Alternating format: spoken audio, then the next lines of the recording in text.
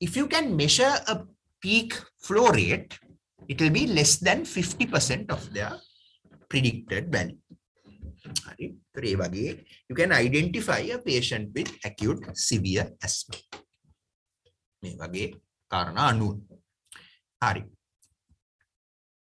Okay. Right, then let's just focus on the severe people. What do you do now? What do you do? Start them on oxygen to maintain the saturation above 92%. Right, so you have to maintain the saturation above 92%. That's the first thing that you do. Oxygen then. While you are giving the oxygen, prepare the nebulizer solutions. Right, nebulizer solutions. You can start with salbutamol nebulization, dose of 5 milligrams at one go, 5 milligrams, and give oxygen-driven nebulization. That is very important because the oxygen should drive the nebulizing solution into the lungs. Right? So that is very important. Oxygen-driven nebulization. Right? You should know how to do that. Right? Oxygen. Now remember, right? It's a bit difficult to do, right? But we somehow I cannot very effective, but right? So salbutamol nebulization on top of the oxygen, right? Oxygen-driven nebulization is what you need to start immediately. And then you look for response. Now remember, if the patient has a poor response, you can continue the salbutamol nebs back to back if you like, right? But remember to add in ipratropium bromide also, right? So try 1 or 2 rounds salbutamol vitarak, hariyan nattang, add in ipratropium bromide. And remember, you can even nebulize the patient back to back with salbutamol. It's not a problem. A word about ipratropium bromide is it has a longer action. So you can add that in every 4 hours. Eka back to back dila wadak naha because ipratropium has a longer duration of action. So the ipratropium you give now will last for about 3 to 4 hours. So the next shot will be in 4 hours time. So salbutamol nebs can be given every sort of back to back, but the ipratropium every 4 hours. Right? You need to plan out your nebulizing regime. Apart from the nebs that you have started oxygen-driven nebulization, next thing to do is start the patient on steroids, right? So you can either use prednisolone at a dose of 40 milligrams, or you can give hydrocortisone 100 milligrams 6-7. Okay? So either prednisolone 40 milligrams or hydrocortisone 100 milligrams 6-7. So that is the initial management that you do. So oxygen-driven nebs with salbutamol more frequently. Ipratropium can be given every 4 hours, right?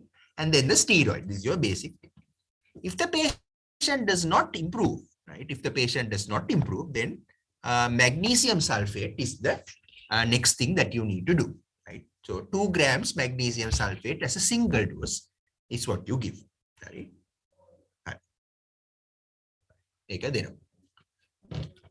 Hari, then ඔතන පොඩි තරුවක් දාලා ලියා ගන්න. So then හරිනේ you have to classify. So your initial management is oxygen-driven nebulization, steroids. If that doesn't work, magnesium sulfate. Right. There are 3 things I need to tell you. Right. Before giving magnesium sulfate, right? Make sure that you do a chest X-ray. Right. So patient hariyan never give. So you're about to give magnesium sulfate, make sure that you arrange a chest X-ray. Why you are doing the chest X-ray is to look for a pneumothorax. Because in asthma that is poor to respond to initial medication, there can be a pneumothorax. Right? So do that to check. Also do a blood gas, arterial blood gas. Because you really want to look at the oxygen, carbon dioxide levels. If the oxygen is dropping and the carbon dioxide is going up, you need to call ICU because the patient might need some sort of ventilation, ICU care. So before giving the magnesium sulfate, get an X-ray done, get the blood gas done. X-ray to look for pneumothorax. Blood gas to see, make is the carbon dioxide going up. Is the oxygen going down? If that is the case, call ICU. Right, that is important to it. So X-ray karanna, blood gas karanna. The last thing I want to tell you is, in poor to respond asthma, some people also use IV aminophylline. IV aminophylline. Now, always remember, never start aminophylline as a house officer. You have to get senior advice. Aminophylline should not be started by you. You can ask a senior person. Aminophylline is extremely toxic, right? And you can cause tachyarrhythmias if you are not careful, right? So the aminophylline IV can cause tachyarrhythmias. It can also cause hypokalemia, which is again a very dangerous thing. So be very careful. So sometimes you might have seen people giving IV theophylline to people who don't respond to nebulization, steroids, magnesium, but always with senior opinion, under very close monitoring, because the two side effects, very dangerous drug, extremely toxic drug, can cause arrhythmias, tachyarrhythmias, and also can cause hypokalemia. So very dangerous, right? So patient cardiac arrest if you are not careful with theophylline. So be very careful with the theophylline.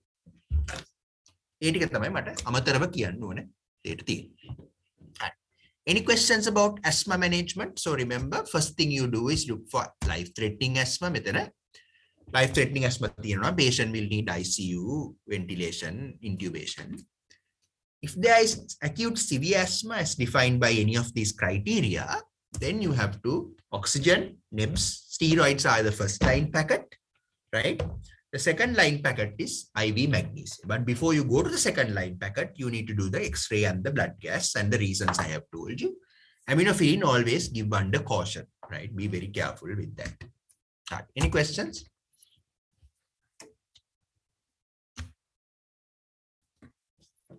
Prashna ගැන හිතන ගමන් read the case number 2 then.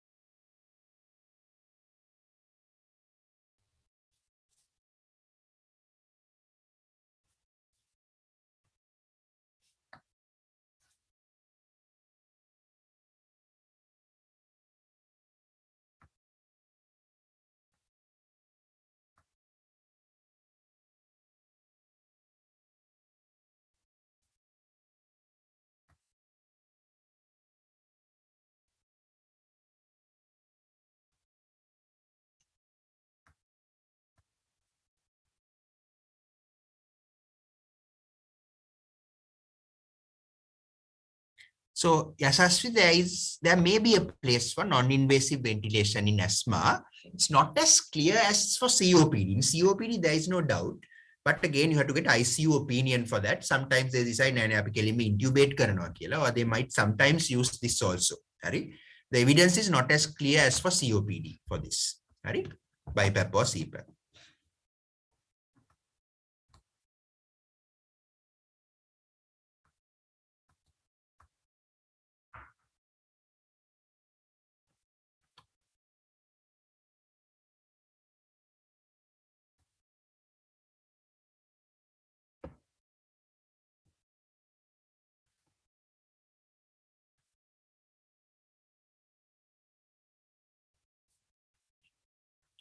Okay, right. So this case, again, very simple. COPD, we discussed a long case about this, right? And we discussed the management. Asthma the management. Few differences we discussed. I'm just going to quickly run through them because you have done this already.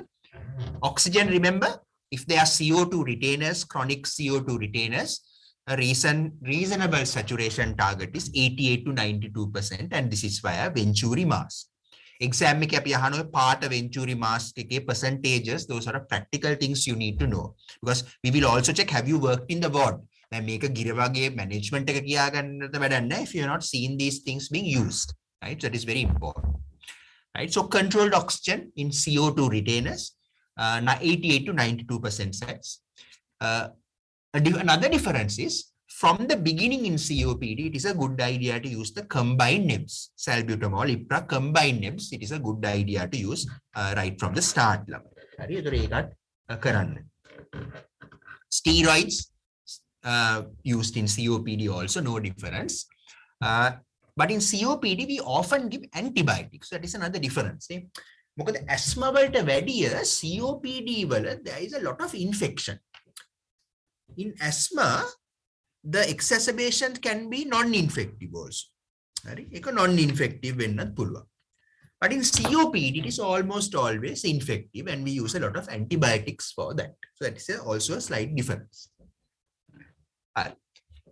The last thing I told you, and please remember this, this is very important for everything. Emergency viva, long case, MCQ, SCQ, that you have a period of 1 hour to check if the patient improves to your treatment. If they don't, remember always to do a blood gas. And here, very important, if they have evidence of CO2 retention, type 2 respiratory failure, you have to go for BiPAP, right? That is preferred. And that is, there is a lot of benefit and clear evidence that it works. Long case with regard to magnesium and aminophylline, there is not much benefit in magnesium. Aminophylline, but magnesium, like in asthma, there is not much benefit for use in COPD. So some people ask this question, sir, magnesium then bury the Amaru venakota, but again, there is not much evidence for that. COPD, so same sort of scenario. Any questions about COPD? I've done this as a long case, so I didn't spend a lot of time on that.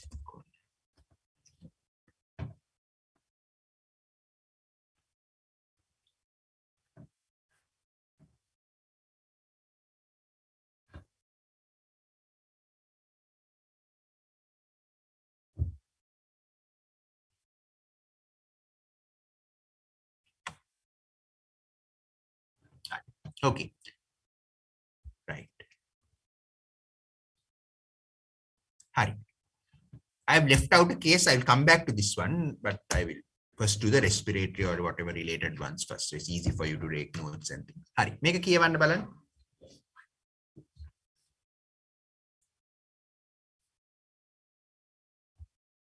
And can somebody tell me what the most likely diagnosis here is? Pulmonary embolism, sir. Why? Because lungs are clear, and this patient is having SLE. It has a thrombophilic. It has own thrombophilic thrombophilia, Yes. and ECG shows sinus tachycardia. So remember, very important, if the patient presents with shortness of breath, desaturation, right? Shortness of breath, desaturation. And when you examine, the lungs are clear and the chest X-ray is normal. Right? So get that scenario into your head. A patient who comes with difficulty in breathing, who has a low saturation, you examine the lungs, lungs are normal, do a chest X-ray, that is also normal. That is a pulmonary embolism unless proven otherwise. That is a pulmonary embolism unless proven otherwise. Very important. That is very, very important. Pulmonary embolism unless proven otherwise.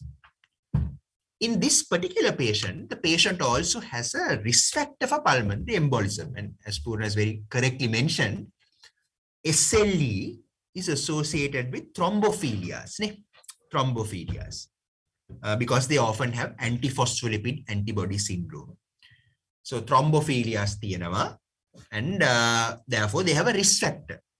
Other risk factors might be malignancies tiyanna puluwan ledduta. They might be immobilized, for example, after a fracture in the legs or something like that. So look for risk factors. But if they are dyspneic, desaturating, clear lungs, normal chest X-ray, that is a pulmonary embolism unless proven otherwise. Now, management of a pulmonary embolism is you have to confirm it first. No? How do you confirm it? The gold standard is a CT pulmonary angiogram. And in this, you can see this gray color thing inside the pulmonary arteries, which is the pulmonary embolus. Right? It's called a filling defect in the pulmonary. So this whitish, this is the main pulmonary trunk, and these are the two pulmonary arteries. And this is contrast. The white color thing is contrast, and this is the pulmonary embolus. So fine. So that is a CTPA is the gold standard. Sorry. Now there is another investigation that also can be used called a VQ scan, ventilation perfusion scan. There is a small problem. The V in our department, Lankawe, and even in Oxford also, where they don't do the ventilation because it's difficult to do. Ventilation, they actually do only the Q, the perfusion scan. Perfusion perfusion. The problem there, Lamai, is that if your lungs are abnormal, so if the chest X-ray is abnormal, what happens? What happens? What happens to perfusion in that area? If your chest X-ray is abnormal in a certain area, automatically what happens to the perfusion in that area?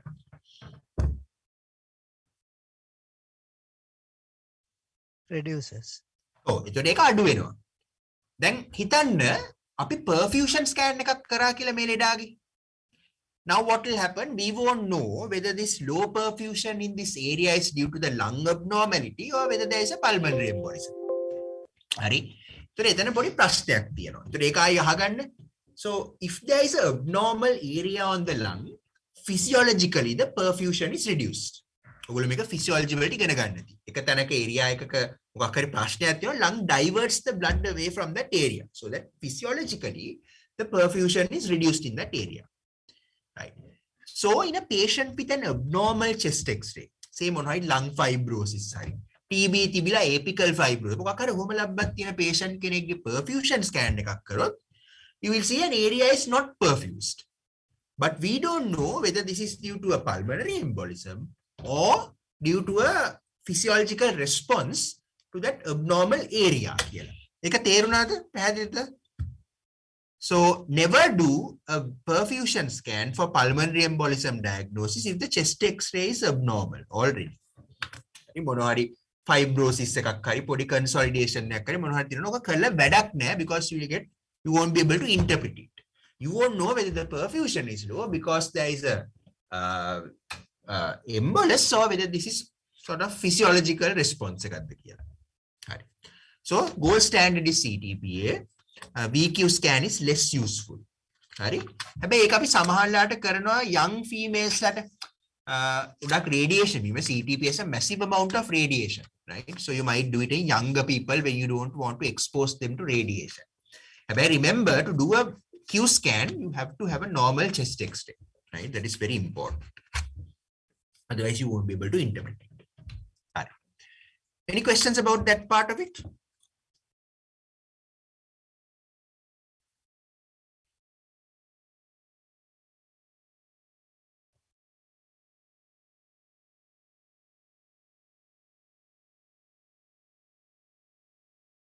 Hi. Right. Abhishek is asking a very important question. I will answer that question immediately now. Right. Now, there are certain other, what we call adjunctive investigations for pulmonary embolism. Adjunctive, the word mean, what the meaning of the word is, it's not a gold standard, but we can get some clues about pulmonary embolism. But remember, CTP is the best gold standard investigation. What are the other adjunctive, helpful but not definitive investigation? First thing is ECG. ECG, the common thing you see is sinus tachycardia. That is the common thing you see, sinus tachycardia. But remember, when there is a pulmonary embolism, there is strain on the right heart. right heart එක strain pulmonary artery එක block වෙලානේ. The right heart is under a lot of strain. So you might see something called a right ventricular strain pattern. Right ventricular strain pattern. ඒකේ එන්නේ right ventricular leads. ඒ කියන්නේ V1, V2, V3 වල නිකන් ST depression අනම්මනම් ඒවා එනවා. Right? So that's called a right ventricular strain pattern. I show you an ECG when we do ECGs. It's right ventricular strain pattern කියලා අපිට කියන්නේ. හරි. And also this very classical S1, Q3, T3 pattern කියන එක. හරි. ඒකත් මම ECG එකක් පෙන්නන්නම් ECG කරනකොට. So commonest ECG change is sinus tachycardia. Then you can see a right ventricular strain pattern where you see V1, V2, V3 were changes. And then you can see this S1, Q3, T3 pattern. So the ECG gives you a clue. It is an adjunctive, helpful thing, but it's not diagnostic.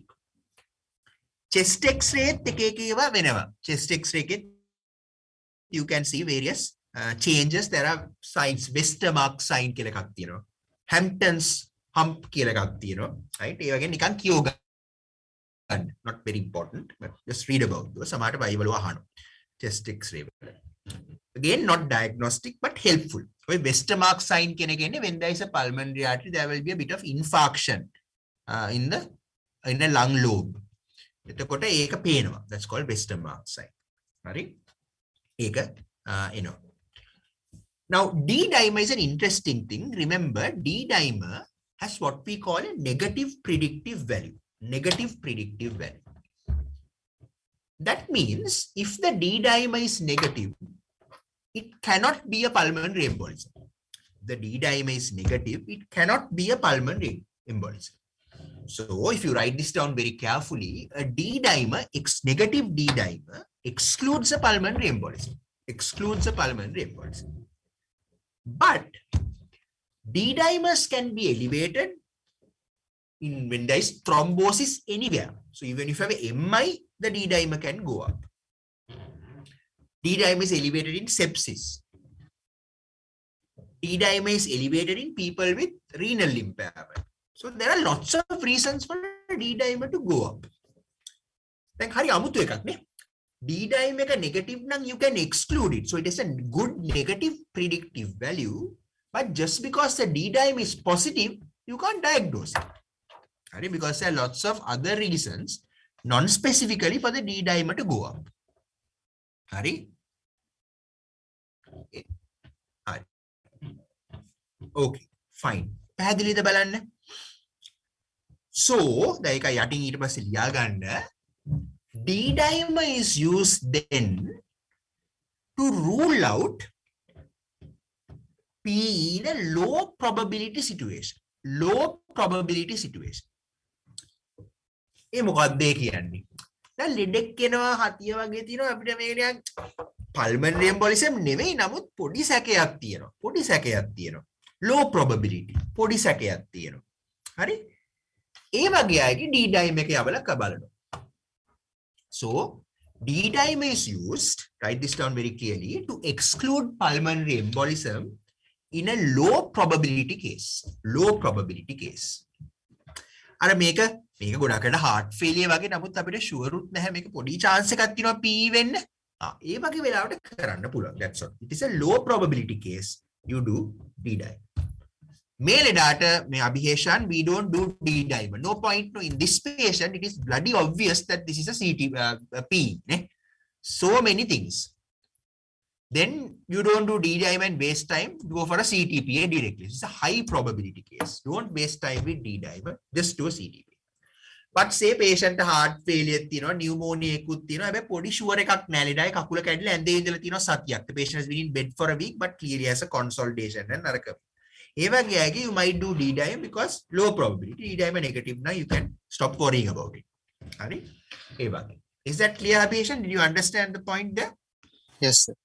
Yeah, that's very important. May patient don't do a D-dimer. No point in wasting time. Very clear, cut diagnosis. You should directly do a CTPA. Directly do a CTPA. Thank you, sir. Okay. Right. So these are some investigations that can be used as a sort of a adjunct. ECG, chest X-ray, D-dimer.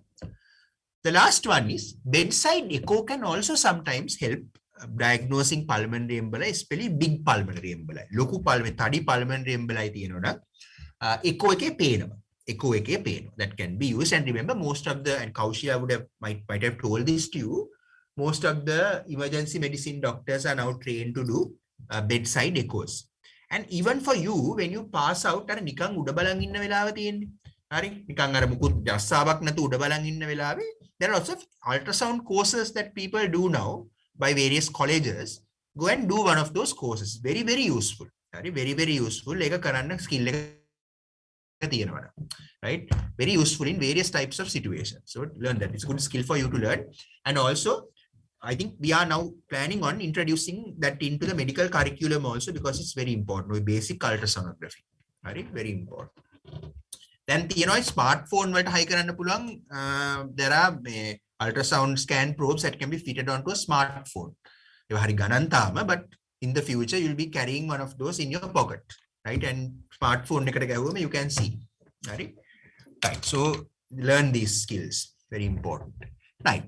Hari nitara pulmonary embolism diagnosis then is this, and yes, Pooran, that's right. So another adjunctive investigation is lower limb Doppler scans, especially if there's some contraindication to do a CTPA, you can do this lower limb Doppler to make a diagnosis of DVT and then assume that this is a pulmonary embolism.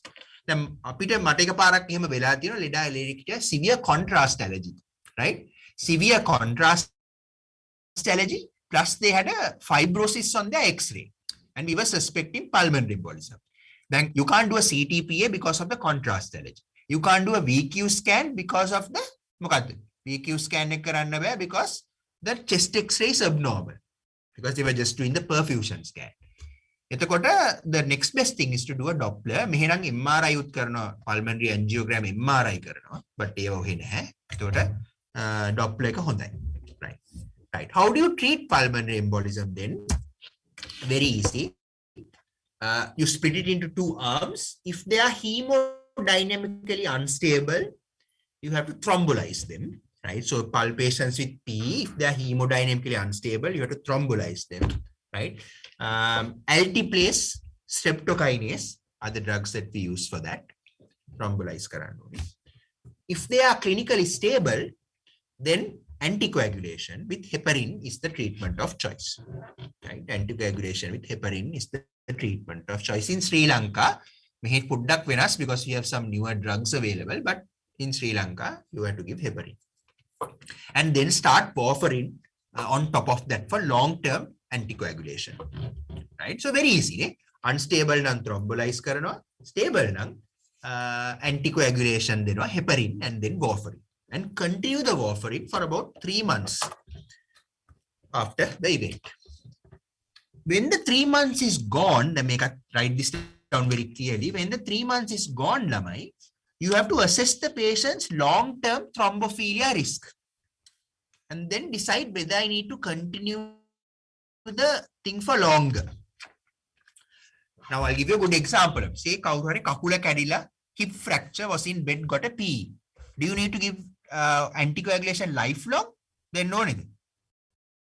Oh, then no that is a short thing. But say the patient has antiphospholipid antibody syndrome and got a PE. That patient, you need to continue the anticoagulation for life. So after 3 months, we assess them, do various investigations and decide, can we stop the anticoagulation now, or do we have to continue this for life? Any questions?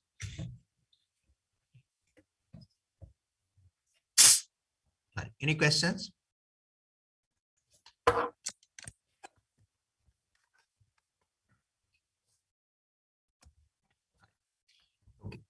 Avindha, අපි liver disease metastasis management කරා නේද? ඔව් sir. ඔව් නේ. ඒතර මම ඒක කරන්නේ නැහැ ආයි. ඒක මම කරන්නේ නැහැ. අපි මේකට යමු. හරි. So please revise that. We did in a long case, we talked about hematemesis and melena. Any questions up to now?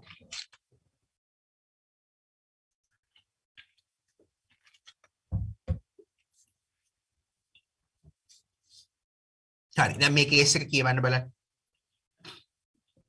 And think of what the most likely diagnosis is.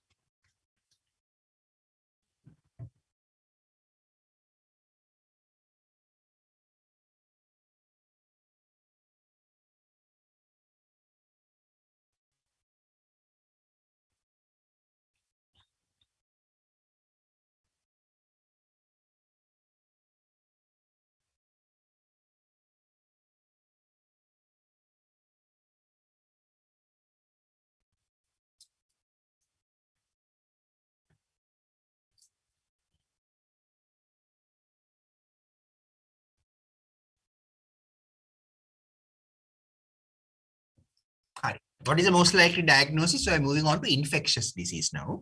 What is the most likely diagnosis?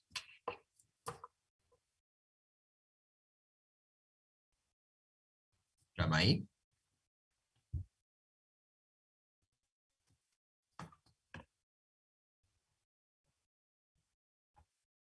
Go. Leptospirosis, sir? Yes, exactly. So this is leptospirosis. Now, a word about leptospirosis. Leptospirosis, there are a few major life-threatening complications. So please write these down. In a majority of patients, leptospirosis is just a very mild illness. But there are few who develop these life-threatening problems. What are the life-threatening problems?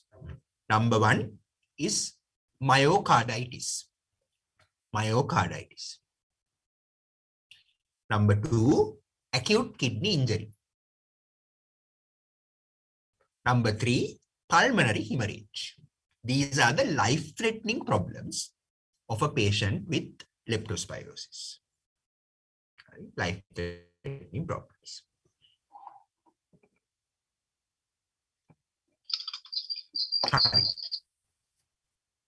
Okay. Life-threatening problems. Right. Now, in this patient, the main problem here is the AKI.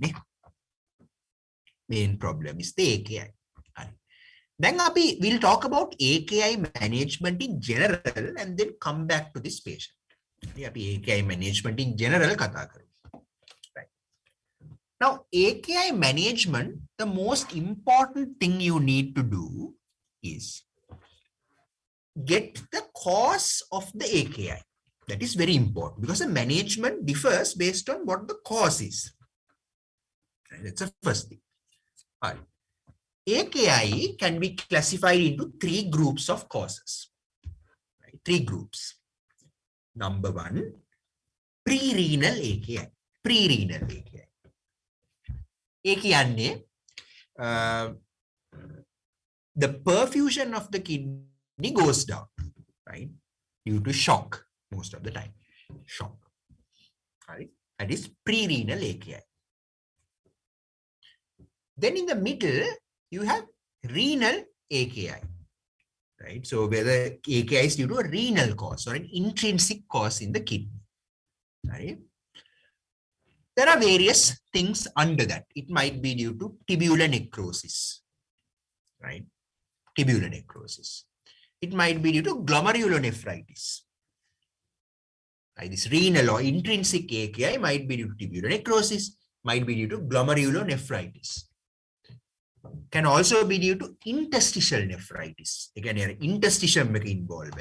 The connecting tissue between the glomeruli and the tubules. Interstitial nephritis. There are some drugs that cause this.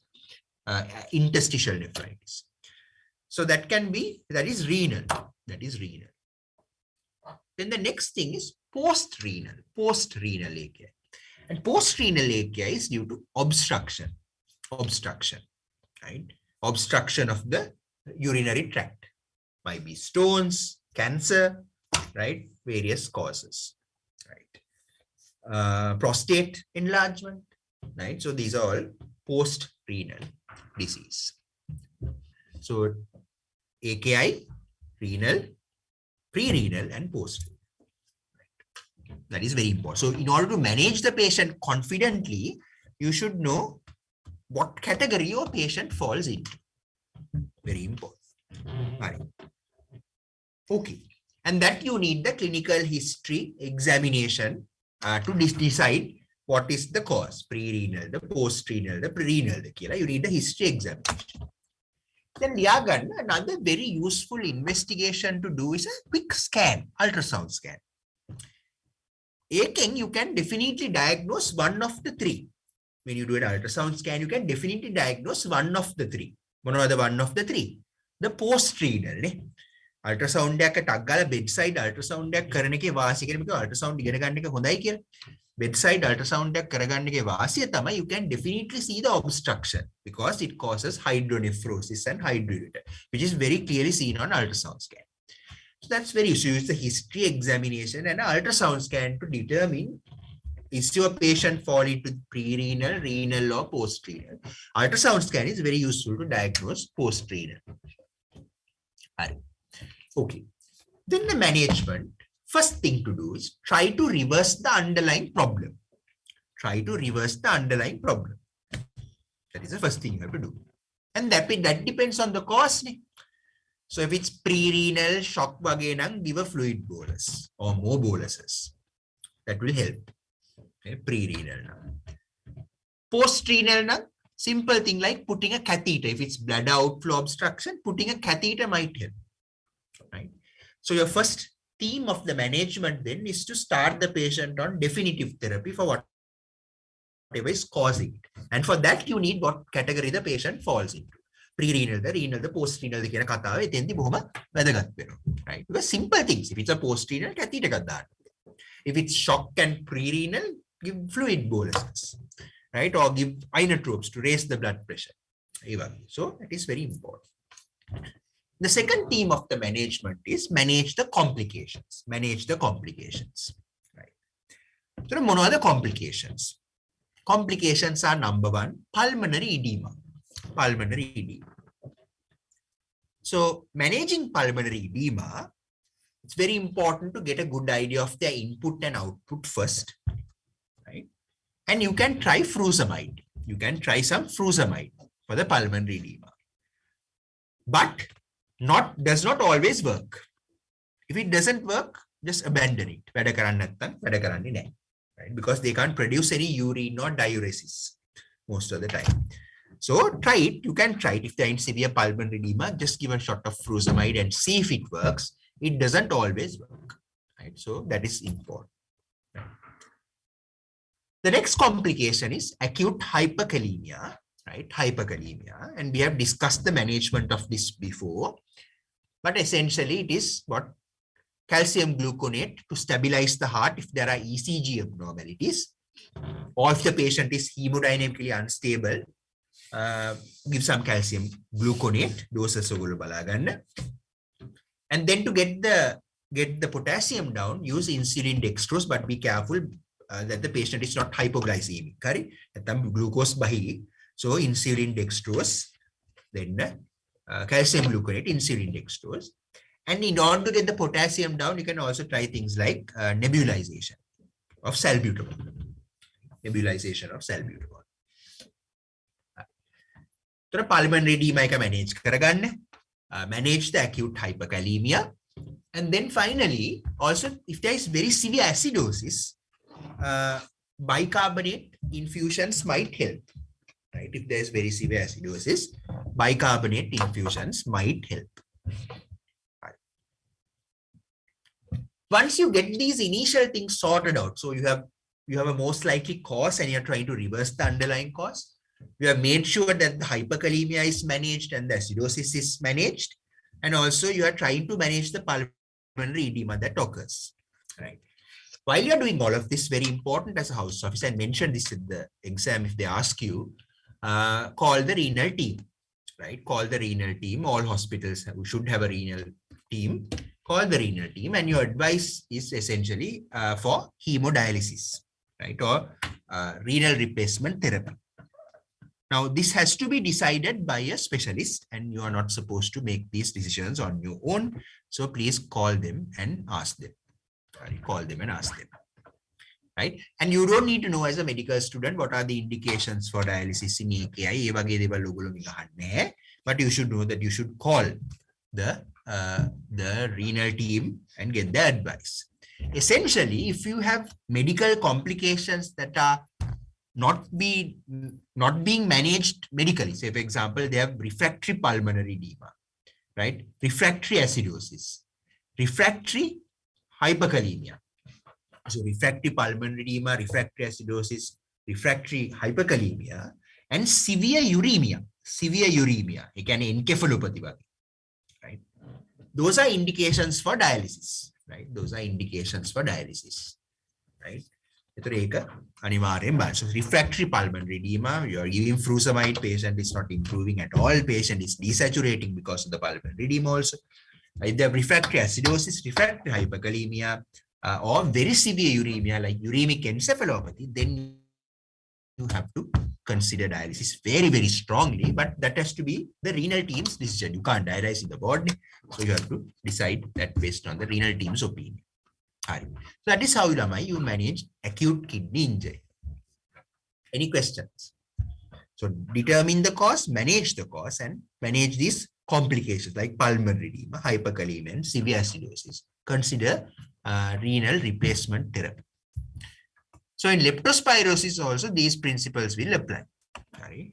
In a patient with AKI due to leptospirosis, in leptospirosis, the AKI is often due to two things. One is because of shock, right? That is one reason.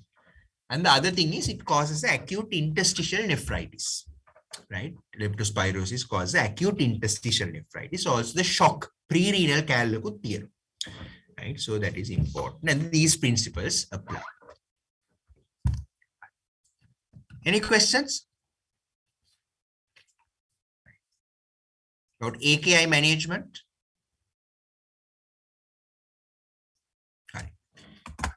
Leptospirosis leptospirosis patients, you should start them on antibiotics, right? Ceftriaxone or C-penicillin is the choice antibiotic in severe leptospirosis, right? Ceftriaxone or C-penicillin. And I told you there's one more life-threatening complication, which is pulmonary hemorrhage, that is extremely difficult to manage. Any questions? AKI, then one gareka galing kurlo denne maragatta AKI yut kara leptospirosis chuttak kiyala dunna.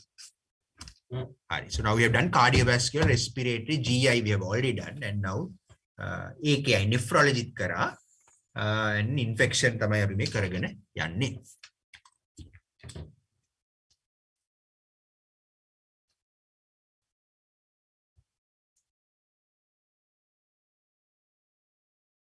Any questions?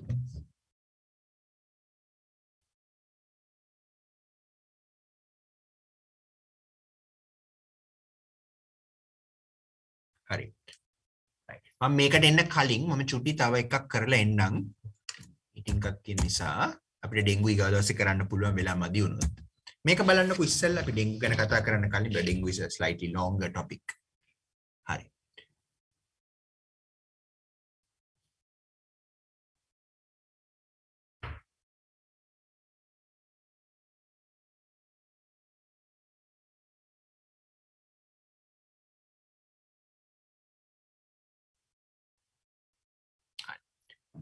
Now, when it comes to infection, and this is the X-ray also, mang X-ray kat pennanam.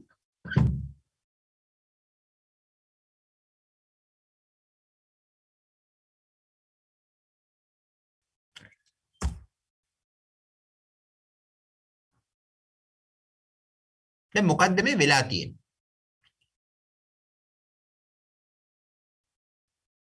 So patient clearly has a pneumonia with a pleural effusion.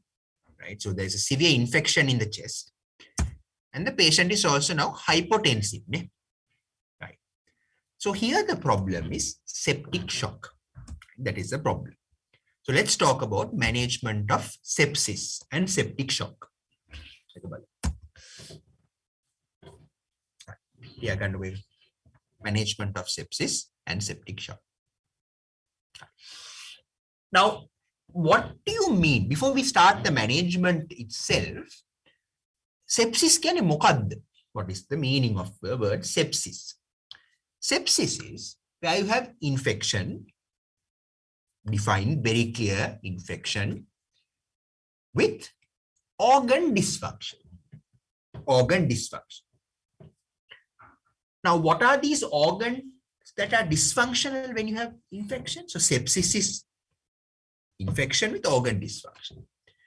Organ dysfunction කියන්නේ they can have a low GCS. Encephalopathy වගේ කැලලක් යන්න පුළුවන්. Low GCS.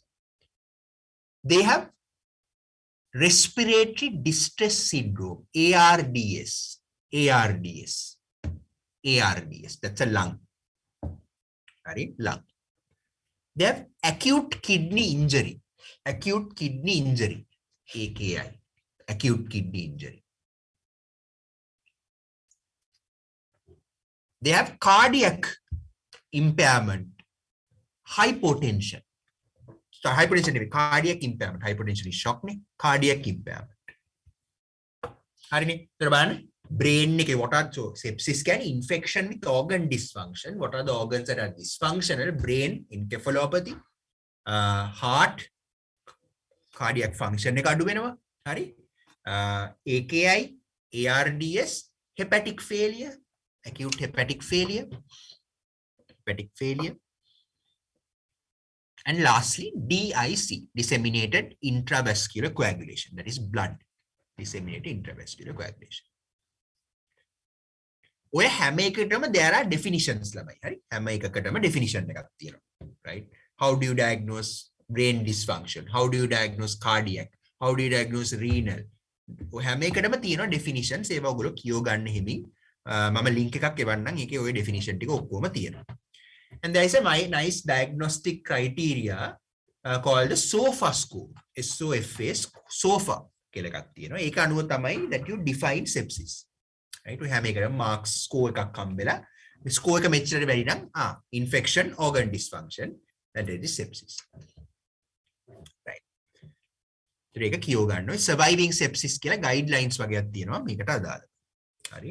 right. That you have a rough idea. If there is sepsis and shock, that is septic shock. Right? Sepsis plus shock, septic shock. Right. Okay. That is a definition. Any questions about that? So infection plus organ dysfunction is sepsis. Right? Infection plus organ dysfunction is sepsis. And then organ dysfunction is Q and SOFA score again. Septic shock is infection, organ dysfunction, and hypotension. Right. Okay. Now, how do you manage this patient with septic shock? Number one, principles keep up. Number one, close monitoring, very important. Close monitoring, very important. Close monitoring. Number two, fluids, very important. Fluid replacement. Right. Boluses, whatever rubbish you want to give, then fluids. And remember, in the first hour, you should give at least 30 ml per kg. 30 ml per kg in the first hour. So there is such a massive fluid deficit. But minimum fluid is 30 ml per kg. Right? 30 ml per kg. And this is plus boluses. Fluid minimum. So fluid is very important in sepsis, septic shock management. Fluid replacement. Then the fluid. Usually we prefer Hartmann solution, right? In this process. So close monitoring, fluid. Number three, if the fluid therapy is not adequate to get your blood pressure up, and remember the mean arterial pressure should be more than 65 millimeters mercury, and fluid deka hariyanne madi, right? If you are not achieving your targets, then the third principle is add vasopressive support. Vasopressing support. The vasopressive support, the drug of choice is noradrenaline, right? And that should be given via a central vein, ideally, and in ICU, noradrenaline. And another drug that we use on top of noradrenaline is vasopressin. Vasopressin. Vasopressin. So, the third principle, the first is close monitoring, second is fluid, and third is if the fluid response response to fluid is not adequate, give them vasopressive support, which is either noradrenaline or noradrenaline plus vasopressin in ICU. Third principle, fourth principle in septic shock and even in sepsis, the fourth principle is take blood cultures immediately, specifically within 1 hour of admission, blood cultures or any cultures you can take, any microbiological samples you can take, and immediately start them on a broad spectrum antibiotic, usually IV route. So broad spectrum antibiotic, use the IV route and give them that. The broad spectrum antibiotic you use should be based on the clinical situation the patient is in. So pneumonia, if there is some CNS infection, a different type of antibiotic, but broad spectrum antibiotic. That is a fourth principle. So take microbiological samples, blood cultures, or whatever cultures you can as soon as possible and start them on a broad spectrum intravenous antibiotic based on the clinical problem. In other words, empirical antibiotic therapy. So another way of referring to this treatment is called empirical antibiotic therapy. Empirical antibiotic therapy. That is the fourth principle. Fourth. Fifth principle. Right? Once you have results of cultures, fifth principle, once you have results of cultures, narrow the spectrum. Initially, you give a broad spectrum antibiotic, but then narrow the spectrum down when you have results of the investigations back. When you have the results of the investigations back, narrow the spectrum down immediately, because you don't want to misuse antibiotics. Narrow down the spectrum. Fifth, okay. Number six, source control. Source control. Now, this may be possible to do in certain situations. Source control, S-O-U-R-C-E, source. Say, for example, you have a patient who is in septic shock because of a gangrenous limb. You can easily do source control, amputation. If that is possible, you do it. But now brain infection, so you can't do that for everything. If there's an abscess somewhere causing septic shock, removal of the abscess surgically is the source control. So source control, if there is an empyema, which might be the thing that's going on in this patient, effusion septic patient, putting an IC tube and draining it out might be source control. So there are, in some cases, you can control the source. The higher close monitoring, fluids, vasopressive support, antibiotics, broad spectrum, then narrowing down the spectrum, source control. 7. Use of steroids. Use of steroids. Now, in some patients who you have given fluid, you have given vasopressors, but still the blood pressure is not picking up. In those patients, the reason might be there is a bit of adrenal dysfunction. So fluid denema, vasopressors denema, some blood pressure is still not picking up. In these people, there might be a bit of adrenal insufficiency, because we know that infection, severe infection, can cause adrenal insufficiency. In these people, a low dose of steroids, hydrocortisone usually, might help. So that is a slow dose steroids if adrenal insufficiency is suspected. 7th principle. 8th principle is provide organ support when needed. Provide organ support when needed.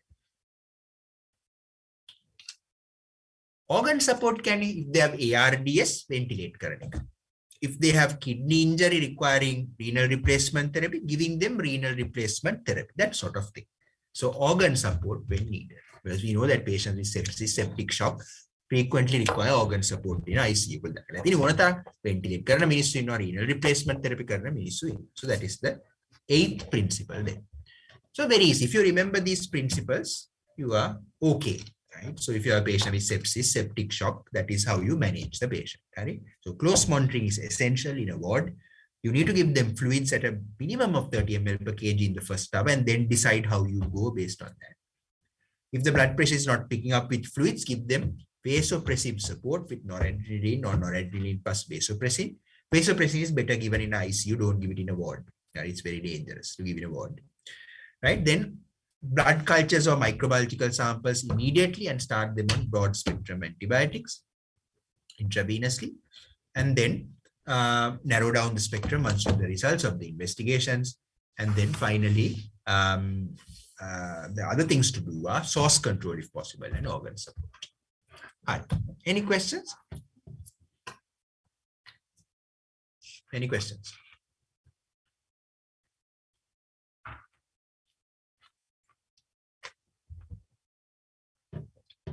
Hi. එතකොට ළමයි මට දැන් අර මීටිමට යන්න වෙනවා, but today we have discussed asthma. අපි දැන් ඊයේ කාඩියොලොජි ටික ඔක්කොම ඉවර කරා. දැන් අද asthma කරා, COPD ගැන කතා කරා. Then we talked about pulmonary embolism. Liver I didn't do because I've done before. Then we did AKI, leptospirosis and septic shock. So අපි එතකොට කවින්ද මම කියන්නම් weekend එක ඔයගොල්ලන්ට මොනවා හරි casualty නේද මේ සතියේ? Mostly casualty. Casualty නේ. හරි. එහෙනම් අපි සඳට කරමු. But it won't take a lot of time because we just have dengue and endocrine and neurology. තව ඔය පොඩි toxicology කැලලක් තියෙනවා. බහුතරයක් අපි කරලා තියෙනවා. So we should be able to finish it nicely on Monday. හරි. හරි කල්ලා අපි එතකොට කවද්ද ඔයගොල්ලෝගේ මේක තියෙන Thursday නේ? Oski එක තියෙන Thursday. Thursday. එතකොට අපි කරමු Tuesday oski class එක කරමු. ඒතර ඉවරයිනේ. ඒතකොට ඔයගොල්ලෝ දවස් දෙකක් තියෙනවා පාඩම් කරගන්න. හරි? හරි. ඔයගොල්ලෝ casualty සෙනසුරාදා රැයද තියෙන්නේ? සෙනසුරාදා රැය තියෙන සර් ඉරිදට post casualty round එක උදේ. ඉරිදා හවසට පුළුවන් වුණා. පුළුවන් නේද? හා. අපි බලමු ඉරිදට කරන්න. එහෙමනොත්. ඒකට ලේසිනේ නේ. ඒකට අපිට ස්ට්‍රෙස් වෙන්න දෙයක් නැහැ නේ. ඉක්මනට ඉවර කරගන්න පුළුවන්. හරි. නෙම කරමු. ඉරිදා එහෙනම් ඉරිදා කීයටද ඔයගොල්ලන්ට පුළුවන් එතකොට? ඉරිදා සාමාන්‍යයෙන් අපේ casualty round එක ඉවර වෙනවා දවල් 12 විතරයි සර්. 12 නේ. ඒතකොට අපිට 2ට 3ට වගේ පුළුවන් නේ ඔයගොල්ලන්ගේ වෙලාව වෙන්නේ 3 pm වගේ. හා. හරි. මම කියන්නේ. හරි. හරිනේ එහෙනම් right. Okay. Hi. Thank you. Okay, right. Bye.